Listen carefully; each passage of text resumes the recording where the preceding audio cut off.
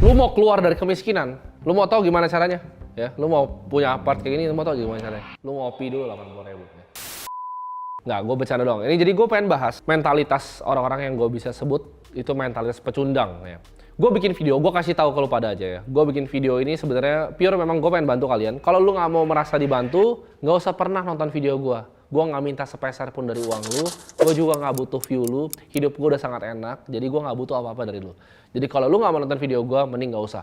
Gue bikin video ini bukan untuk kalian nonton video gue terus bilang, gue seneng banget ya bisa nonton video Timothy. Enggak. Gue pengen bikin kalian mikir justru. Kenapa hidup gue kayak sampah? Kenapa sih kata-katanya keras? Kenapa sih ini justru mengusik gue gitu kata-katanya? Gue pengen bikin lu justru nggak nyaman setelah nonton video gue. Kalau lu ngerasa nyaman dan lu happy sama gue setelah nonton video ini, artinya gue gagal. Jadi gue nggak mau bikin kalian happy-happyan di sini, tapi gue pengen gampar kalian justru realita yang ada tuh kayak gimana. Ini cara paling gampang untuk lu bisa keluar dari mentalitas pecundang menurut gue. Lu bayangin ya. Jadi ada portal nih, muncul nih portal nih, terus ada diri gua nih keluar nih, ada Timothy kedua yang keluar. Tapi Timothy kedua ini adalah semua yang gua wish itu bakal terjadi. Sama kayak kalian. Jadi itu adalah versi kalian yang terbaik yang pernah ada, yang bisa kalian bayangin. Misalnya kalian, versi kalian tuh, oh dia adalah anak muda yang sukses, yang bisa ngebanggain orang tuanya, bisa ngebiayain semua keluarganya dengan enak, bisa jalan-jalan ke luar negeri, bisa punya mobil sport, bisa punya rumah. Orang itu tuh, misalnya lu namanya lu siapapun, nama lu Budi ya misalnya. Budi yang kedua ini keluar, ngelihat lu sekarang. Lu bakal ngerasa apa? Malu?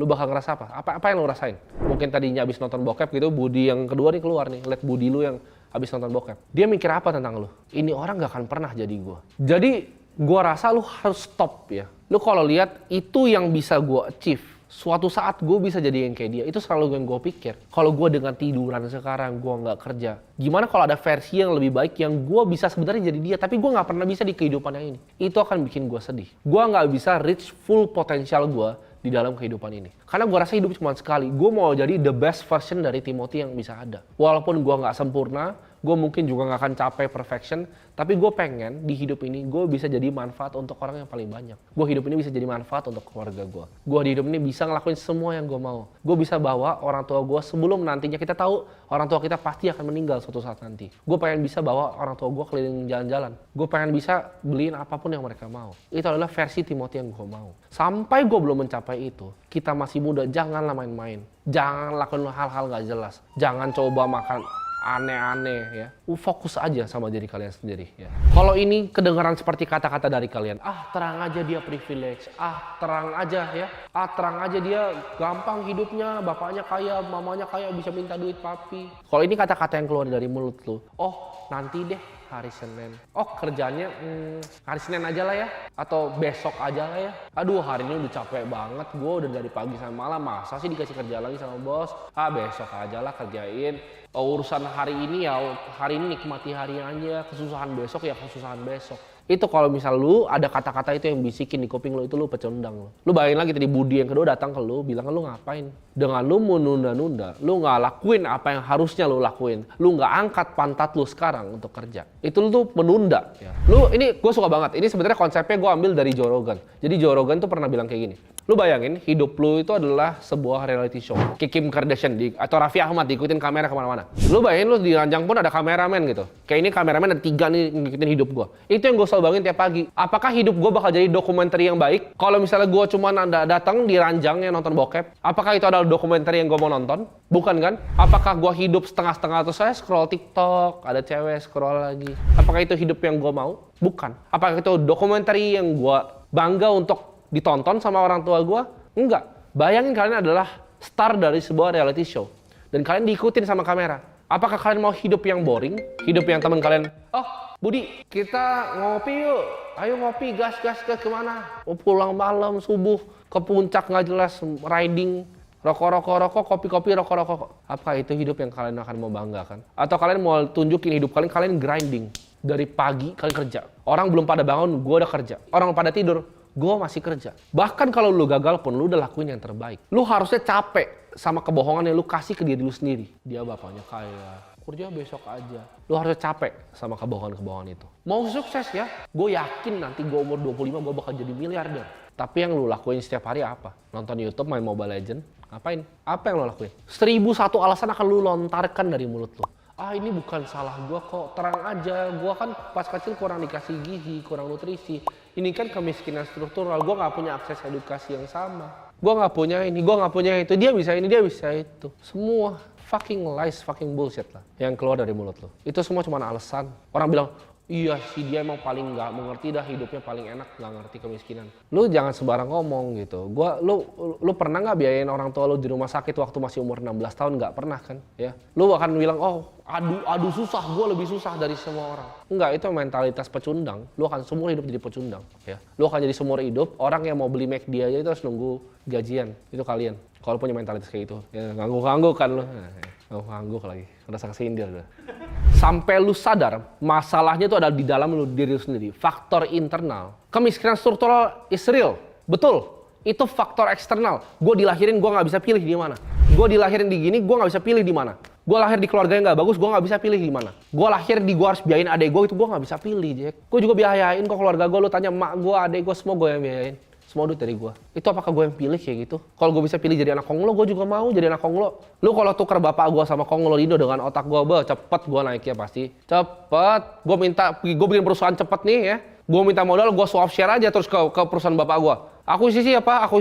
Nah, gila, gue udah triliuner kali umur segini. Kalau bapak gue konglo, kalau bapak gue kaya, gue udah triliuner umur segini. Beneran.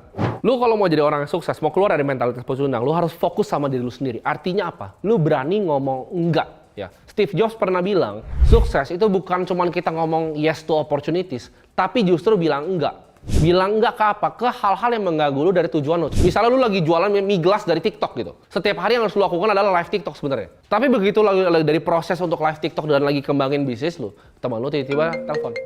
Tim, udah lama nih nggak ketemu. Ngopi dulu boleh kali kita. Ngopi pergi. Pacar lu, sayang kayaknya udah lama nih nggak ketemu. Kita ngedate yuk, kita main kemana, main ke taman. Ke taman. Akhirnya tadi yang ngasilin lu uang, ini nggak ngasilin lu uang lagi. Nanti begitu lu ngerasa miskin, duitnya hilang, baru mau mulai balik lagi. Itu kenapa lu miskin. Dulu cuman semangatnya sesaat doang nih. Lu udah ngelakuin sesuatu, udah ngasilin duit, mulai nyaman, pacar lu bilang ini, ya ikut pacar. Teman lu ini, ikut temen. Lu harus berani bilang enggak. Jadi fokus itu bukan bilang iya ke opportunity ini. Lu bilang enggak. Ini saran dari Warren Buffett. Dia selalu bilang, list 25 hal terpenting di hidup lu. Kalau gua nggak usah 25. Lu sekarang dengerin omongan gua, habis gua ngomongin lu pause dan lu kerjain dulu baru balik lagi ke video gua ya. Lu mau berubah kan hidup lu. Lu lakuin ini. Lu bukan notes di HP lu tulis 10 hal paling berharga di hidup lu. Contoh, gua mau 1 miliar pertama. Contoh, gua mau misalnya banggain orang tua gua. Contoh, gua mau misalnya lebih dekat dengan orang tua gua. Contoh, apapun itulah. Gua mau lebih sehat, gua mau six pack. Tulis 10 hal yang terpenting menurut lu di hidup lu. Warren Buffett akan bilang pilih 5. Enggak. Gua bilang pilih 1. Yang paling atas nomor 1 itu apa yang paling penting? 2-9 coret dan buang, lu fokus di 1 itu. Berarti yang lainnya itu lu kesampingkan. Memang lu butuh waktu untuk fokus pada diri lu sendiri. Jadi jangan cuma angin-anginan, bentar jebret, tep, bulan 1, bulan 2, bulan 3. Omset bisnis lu naik, mulai santai. Terus, kok gini, baru gas lagi. Konsisten, pelan-pelan aja, tapi eksponensial growth-nya. Katanya mau bikin bisnis, baru di WA dikit udah nongkrong. Katanya mau bikin bisnis, baru mau bikin bisnis plan diajak pacaran udah cabut. Lu harus punya kemauan dalam hati lu. Lu bener-bener mau lakuin apa yang lu ngomong. Karena confidence, percaya diri itu datang dari ngelakuin hal yang lu omongin dan itu jadi kenyataan. Itu baru pede lu. Lu bilang, oke, gua kan 100 juta pertama. Lu disiplin, lu nggak nongkrong-nongkrong, lu nabung, lu dapat 100 juta pertama. Dari hasil usaha lu akan jadi pede. Next year lu punya target, oke, gua mau 500 juta.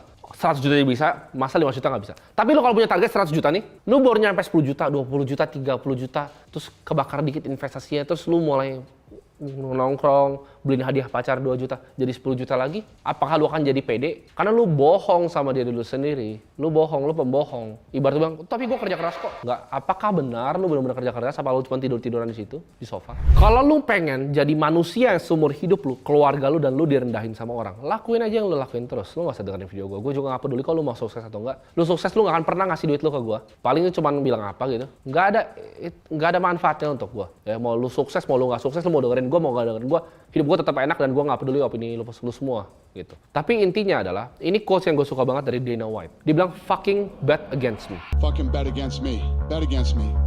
Tell me it's not gonna happen. Tell me it's gonna fail. I love it. I love every minute of it. Taruhan lawan gue. Bilang ke gue, ini nggak akan kejadian. Dan gue akan bikin pasti ini kejadian. Dia justru suka gitu orang ngeremehin dia. Begitu ada orang nih ngeremehin lu, jangan dendam sama orangnya. Anggap itu sebagai motivasi. Gue akan buktiin lu suatu saat gue akan kalahin. Gue akan buktiin sama lu bahwa apa yang lu ngomong itu salah. Itu yang gue selalu punya. Orang mau ngomongin apa tentang gue cuma bilang nggak masalah. Terserah lu mau ngapain ngomong apa tentang gue, tapi gue buktiin suatu saat lu pasti akan kalah sama gue. Mungkin bukan hari ini, mungkin bukan besok, mungkin bukan 10 tahun lagi, mungkin bukan 20 tahun lagi. Makanya gue nggak pernah takut sama anak-anak Konglo. Gue yakin suatu saat dengan gue punya konsistensi, gue nggak akan bilang, oh coba bapak gue Konglo. Enggak. Gue bersyukur dengan apa yang dikasih ke gue. Gue yakin on a long enough time, gue pasti akan kalahin mereka. Bukan masalah seberapa keras lu, kerja seberapa pintar. Enggak. Lu mau jadi paling pintar boleh. Gue akan kerja lebih keras dari lu. Lu datang jam 5 pagi, gue datang jam 4 pagi. Datang jam 4, gue datang jam 3 pagi. Lu mau bikin media kayak gini, lu bikin video malas-malasan, gue bikin setiap minggu secara konsisten, walaupun jadwal gue sibuk. Gue akan lakuin itu. Gue akan lakuin always the extra mile untuk get what I want. Jadi, saran dari gue, ketika orang remehin lu, jangan punya mental pecucilang yang kayak, oh ya dia remehin gue. Enggak, fucking bet against me. Kayak Dana White bilang. Dibilang UFC pas COVID nggak akan terjadi, dia bikin pulau sendiri, dia bikin tanding di situ. Boxing itu cuma sekali, UFC 5 kali berantemnya. Tiketnya boxing $60 berantem sekali, dia lebih murah, nonton 5 kali, lebih seru. Fucking bet against me. Itu quote yang kalian harus pegang, masuk ke dalam otak kalian. Jadi, keluarlah dan jangan mau bohongin diri kalian sendiri bahwa kalian mau sukses, tapi mentalitas kalian adalah seorang pecundang.